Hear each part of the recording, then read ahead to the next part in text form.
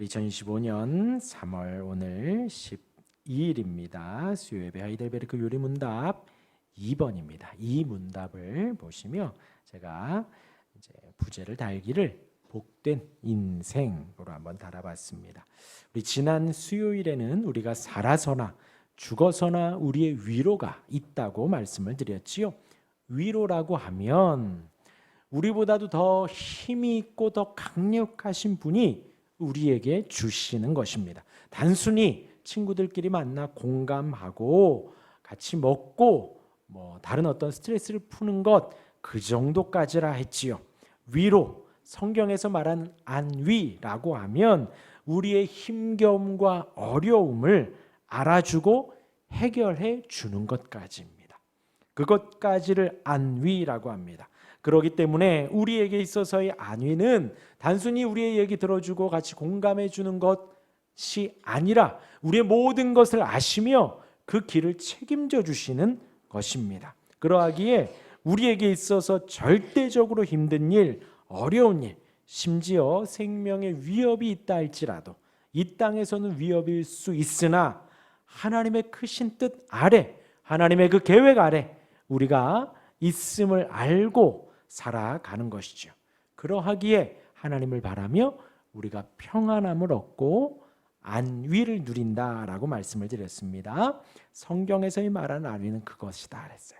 그래서 이제 네 가지를 말씀드렸죠. 하나는 우리의 인생이 우리의 것이 아니고 하나님의 것이다. 우리의 것이라고 주장하고 생각하고 알고 있지만 우리가 태어나고 죽는 것까지 우리가 알 수 없다라는 거죠.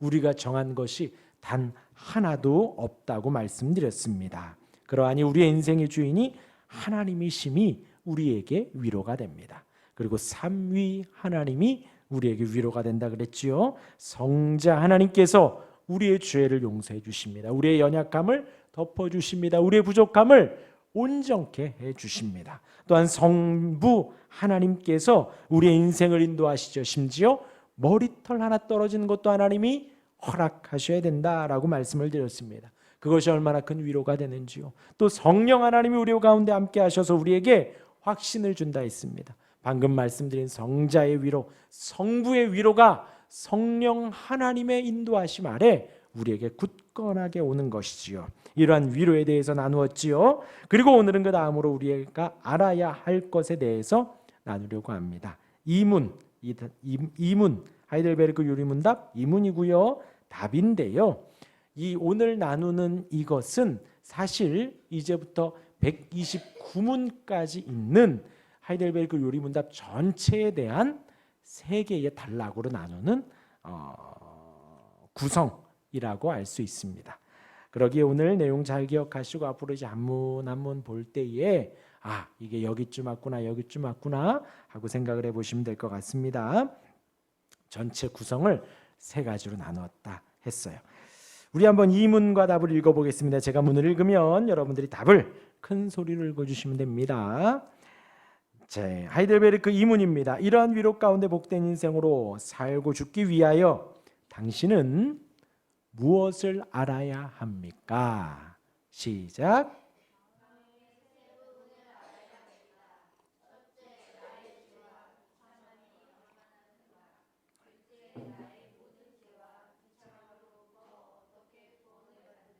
셋째, 그러한 구원을 주신 하나님께 어떻게 감사를 드려야 하는가?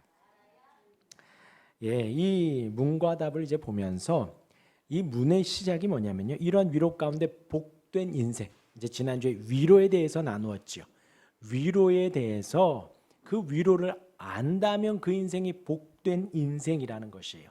근데 그 복된 인생으로 우리가 살아가는 데 있어서 우리가 알아야 할 것, 우리가 이 평생을 살아가며 알아야 할 것을 세 가지로 나누었다라고 했습니다.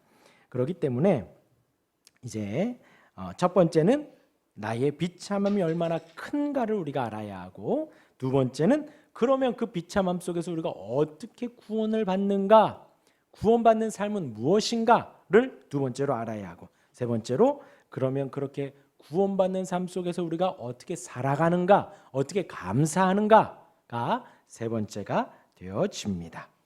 그래서 뭐 첫 번째 이제 나의 비참함이 얼마나 큰지를 알아야 합니다. 왜요? 지난주에 나누어드린 그 위로에 대해서 우리가 안다면 내 인생의 주인이 내가 아니고 성자께서 우리를 위로하시고 성부께서 우리를 위로하시고 성령께서 우리를 위로하시는 그 복된 인생, 그 복된 인생으로 사는 데 있어서 첫 번째로 뭘 알아야 된다? 나의 비참함이 얼마나 큰가. 우리가 지금 비참하다라는 것이에요. 그것을 알아야 해요. 그것이 얼마나 큰지, 얼마나 높은지, 얼마나 깊은지, 우리의 비참함 속에 우리가 할 수 있는 것이 있는지 없는지 그것을 알아야 된다는 것이죠. 그것이 이제부터 이제 3문부터 11문까지 나오게 됩니다. 이것을 알아야 하는 이유는요, 내 비참함을 알아야 내가 얼마나 낮고 얼마나 부족하고 얼마나 연약한지를 알아야 그 가운데에서 건져지고 그 가운데에서 구원을 받는 것을 사모하게 된다는 거죠. 구원에 대한 열망이 그때부터 생기기 시작을 한다는 거예요. 언제부터요? 나의 비참함을 아는 것에서부터. 그러니까 이제 우리가 예를 들면 질병에 걸린 사람, 이제 감기가 걸렸다라는 것을 알아야 내가 감기구나. 아니면 그냥 지금 이게 그냥 호흡기 어떤 그냥 한 번 기침 나오는 것인지, 아니면 계속 아파서 내가 지금 안 좋은 건지, 상기도인지 하기도인지 폐인지 아니면 뭐 후두인지 뭔지 알아야 그에 대한 치료를 하는 것처럼 먼저 질병이 있는지를 내가 인지를 해야 된다는 거예요. 내가 병에 걸렸구나, 내가 지금 아프구나, 내가 지금 죽을 병에 걸렸구나라는 걸 알아야 그 다음 낫고 싶은 마음이 드는 것처럼 치료약을 구하고 의사를, 병원을 찾는 것처럼 비참함을 알아야 한다는 거죠.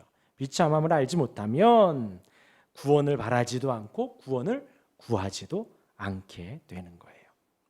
구원을 바라는 심령이 우리 속에 불일 듯 일어나기 위해서는 그 구원의 주님을 더 간절히 찾기 위해서는 내가 지금 병에 걸렸구나, 내가 지금 아프구나, 얼마나 많이 아픈가, 무엇으로 고칠 수 있는가를 알아야 한다는 것이죠. 그러하기에 우리의 비참한 처지에 대한 지식은 마땅히 알아야 되는 거예요.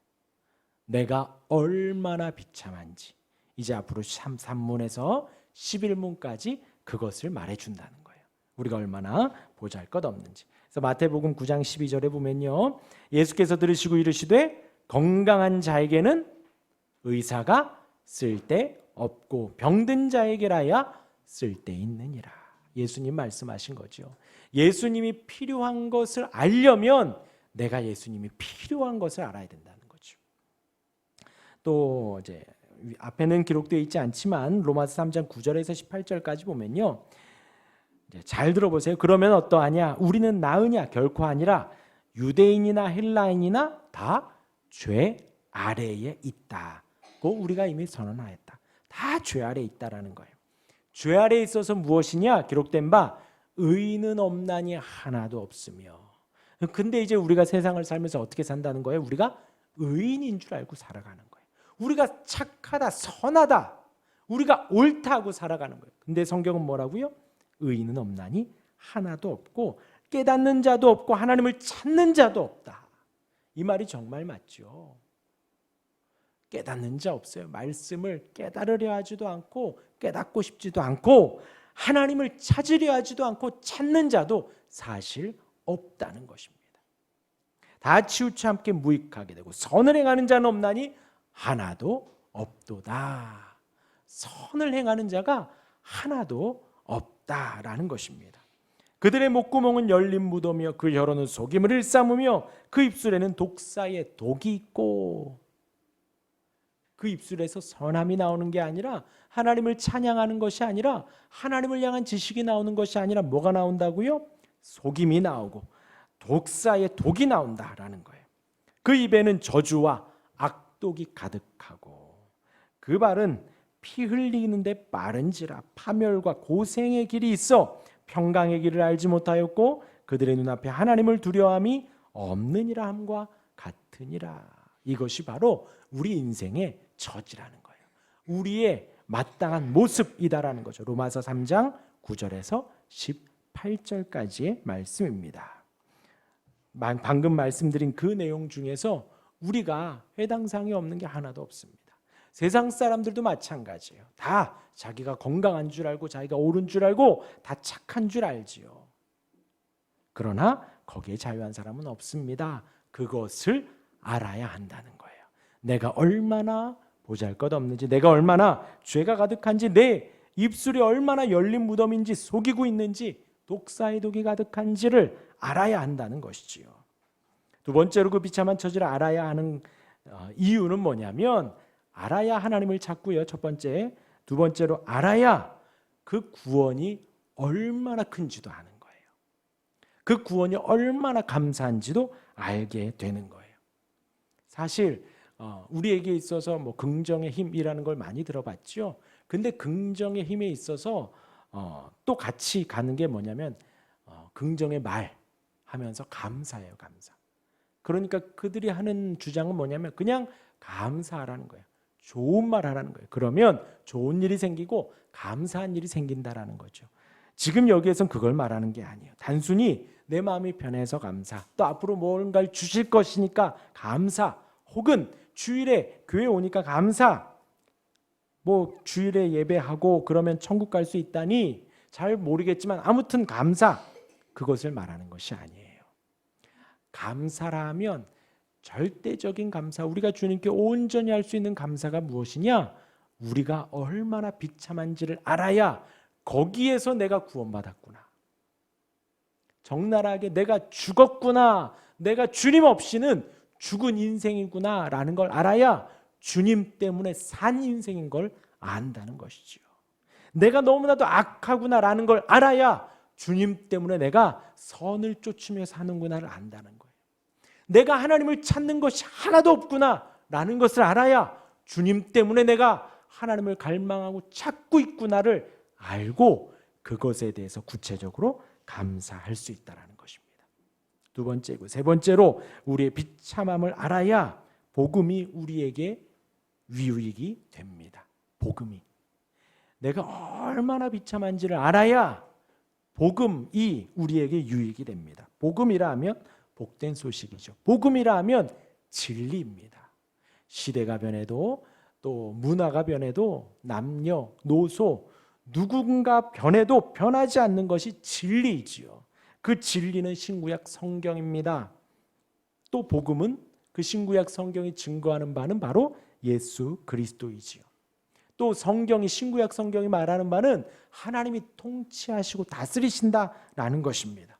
또 신구약 성경이 말하는 바는 성령께서 우리를 위로하시고 우리와 함께 하신다라는 거예요. 그런데 우리의 비참함을 알아야 이 모든 내용들이 우리에게 유익이 된다는 것을 안다는 거예요.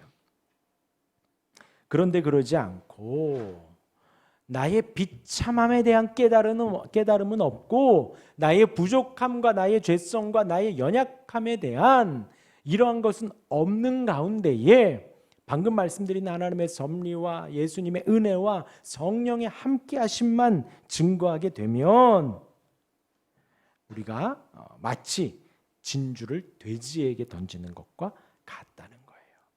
마음이 안일해지고 그냥 그런가 보다 한다는 거죠. 그렇기 때문에 뭐라고요? 우리가 비참함이 얼마나 큰지를 알아야 한다.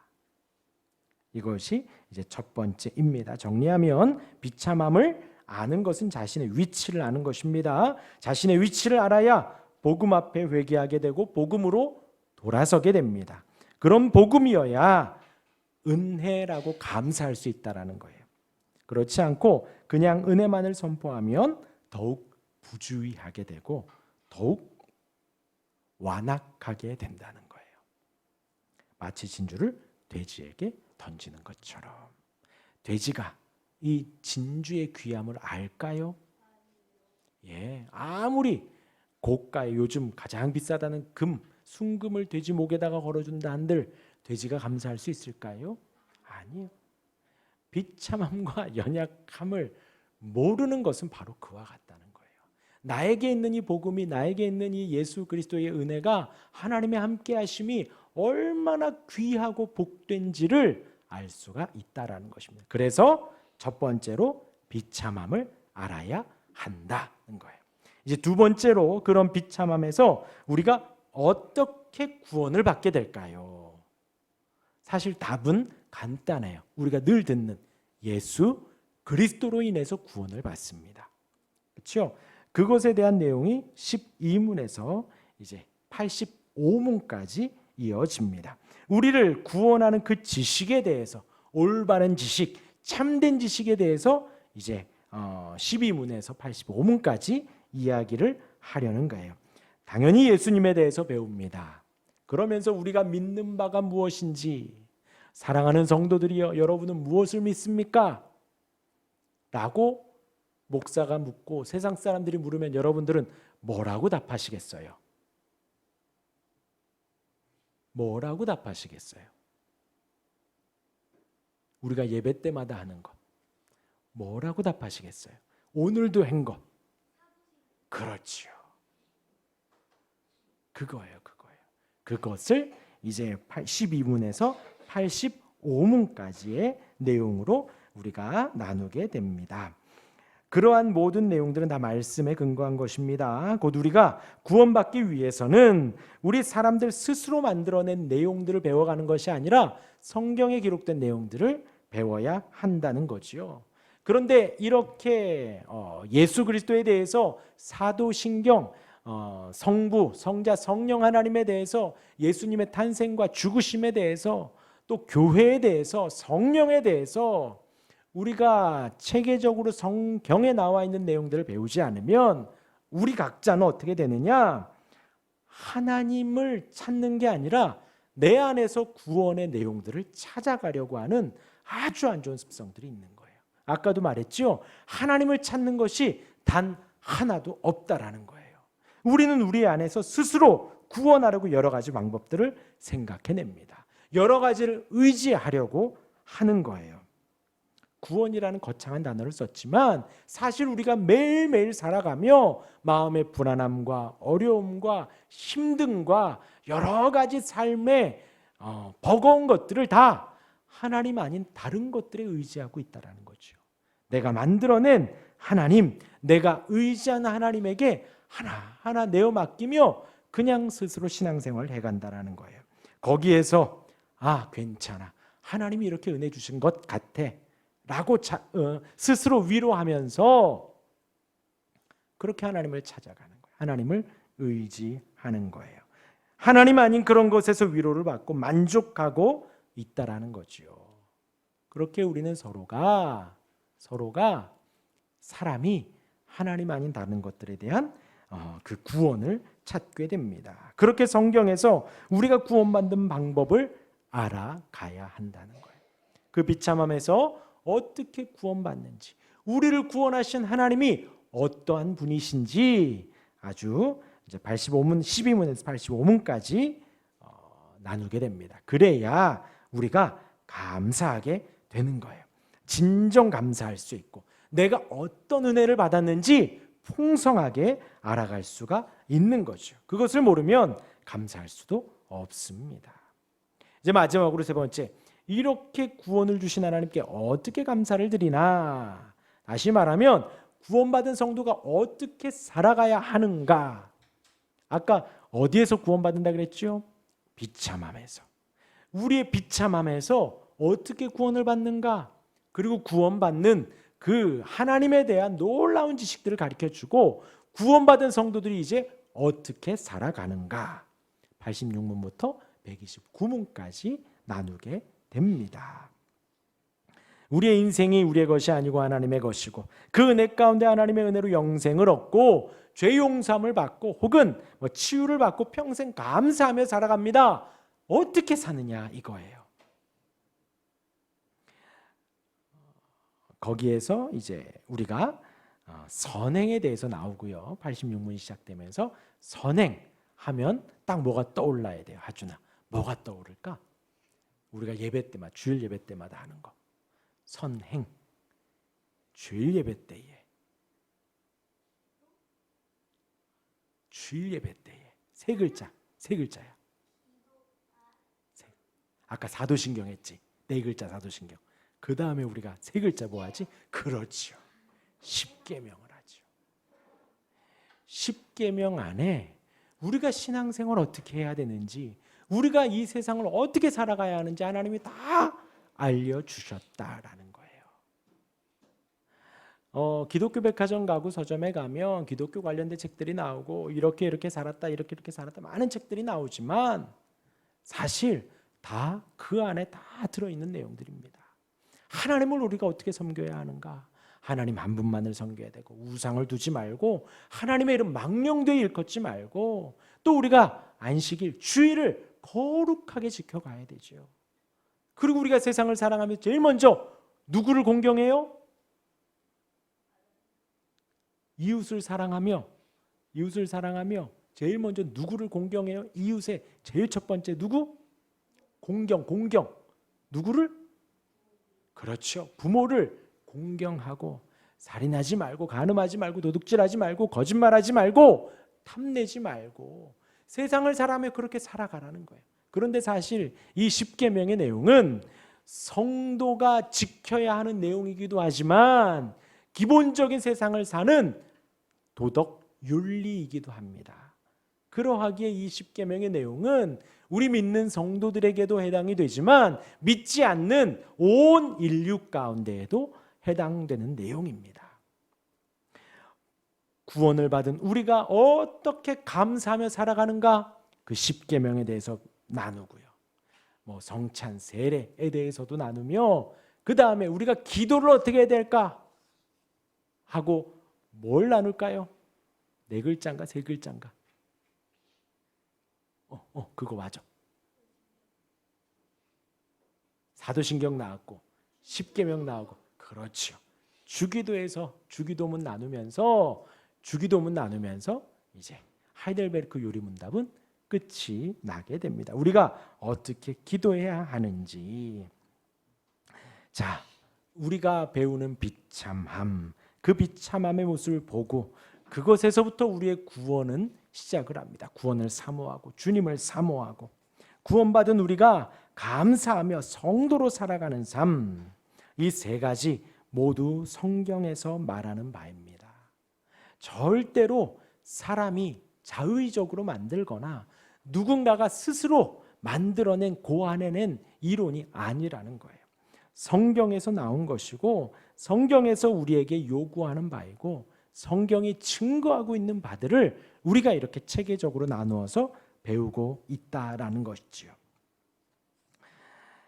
약간 덧붙여서 우리가 알아야 할 것은 인생의 기준이 있다라는 거예요. 세상의 기준이 있습니다. 세상의 기준. 그런데 세상은 그렇지 않다고 하죠. 세상의 기준은 나라고 말을 합니다. 세상은 내가 기분이 좋아야 하고, 내가 만족이 되어야 하고, 물론 인권은 중요합니다. 인권은 남녀노소, 어떤 인종이나 빈부, 귀천을 떠나서 누구나 다 사람다운 존중을 받아야 합니다. 왜요? 하나님의 형상대로 만들어졌으니까. 그러하기 때문에 각자 인격과 인생은 너무나도 중요하지만 우리가 살아가는 데 있어서 하나님이 주신 기준과 법칙이 있다는 것이죠. 그것은 오직 성경입니다. 그 기준에 우리를 맞추어 가는 것이 신앙생활이에요. 평생에 성경이 무엇을 말하는지, 성경이 우리에게 무엇을 가르치는지, 나는 내가 아니고 내 기분과 나의 처지와 나의 상황과 상관없이 우리는 하나님 한 분을 섬겨야 하고, 하나님만을 높여야 하고, 하나님의 기쁨이 되고 하나님의 영광을 위해서 살아가는 것이 중요하다라는 거예요. 어떤 때는 하나님의 뜻대로 살고 싶습니다, 내 영혼이 결정했습니다 하면서, 또 어떤 때는 오늘은 기분이 좀 좋지 않네요, 돌아서고, 오늘은 좀 힘이 없네요, 오늘은 좀 지치네요, 그만할래요 가 아니다라는 거예요. 그 모든 상황 속에서 우리에게 생명을 주시고 우리에게 은혜를 주시는 그 주님께 성경 앞에 우리의 기준을 맞추어 가는 것입니다. 하나님 앞에서 하나님의 뜻을 알아야 하고, 하나님이 세우신 그 기준을 알아야 합니다. 그 기준 안에 한참 못 미친, 한참 부족한 우리의 모습 또한도 우리가 알아야 한다는 것이지요. 그래서 오늘 나눈 이 문답에서는 복된 인생이라고 합니다. 무엇이 복될까요? 하나님의 말씀 앞에 내가 얼마나 부족하고 연약한지를 아는 것이 복된 인생입니다. 내 힘으로는 아무것도 할 수 없구나 낭망되고 절망됐을 때에 우리에게 하나의 튼튼한 밧줄이 내려오지요. 예수 그리스도라는 그 밧줄이 내려오고 성경이라는 진리가 우리에게 내려옵니다. 그 구원을 갈망하고 그 밧줄을 붙잡았을 때 우리는 절대로 놓치고 싶지 않은 마음이 드는 거지요. 구원에 대한 열망과 소망이 불일 듯 일어납니다. 그것이 성경에 기록되어져 있고 그렇게 구원의 은혜에 감사하고 감사하며 살아가며 우리는 더 이상 이 세상을 바라보지 않고 세상이 요구하는 바를 충족시키는 것이 아니라 하나님이 기뻐하시는 바 하나님이 무엇을 원하시는지를 우리가 바라며 하나님의 뜻대로 십계명과 주기도를 따라 살아가게 되어 있는 것이지요. 그 은혜 아래 온전히 살아가는 우리가 되기를 주님의 이름으로 축원합니다. 아멘.